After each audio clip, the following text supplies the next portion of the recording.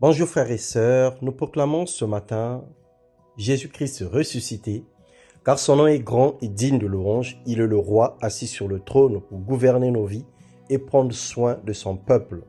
Ce matin, nous parlons de la volonté de Dieu, ce qui concerne le bonheur et aussi le malheur.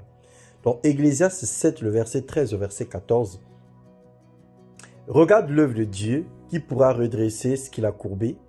Au jour du bonheur, sois heureux, au jour du malheur, réfléchis. Car Dieu a fait l'un comme l'autre, afin que l'homme ne découvre en rien ce qui est et ce qui sera après lui. » Dieu ne tolère pas et n'apprécie pas que nous prenions des décisions actives, que nous nous découragions, que nous mettions en colère ou que nous nous lamentons contre lui.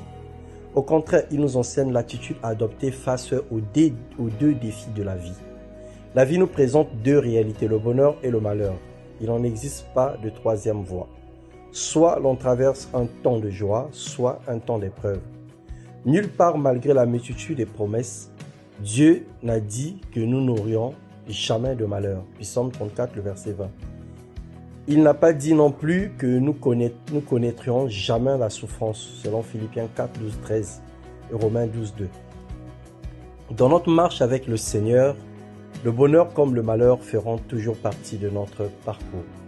Apprenons donc à nous adapter aux circonstances et à garder la tête haute et à discerner les événements et les saisons qui se présentent devant nous. Une réalité importante à comprendre, le bonheur sans sagesse peut conduire à l'aveuglement, puis à la chute.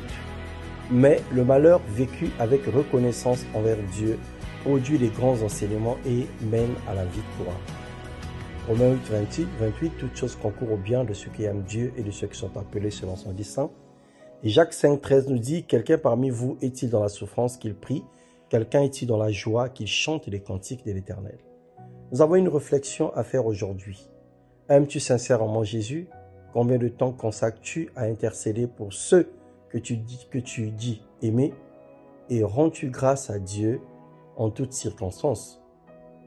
Alors, bien-aimé, réfléchis sur ces trois questions et que le Seigneur te donne la sagesse de pouvoir demeurer en lui.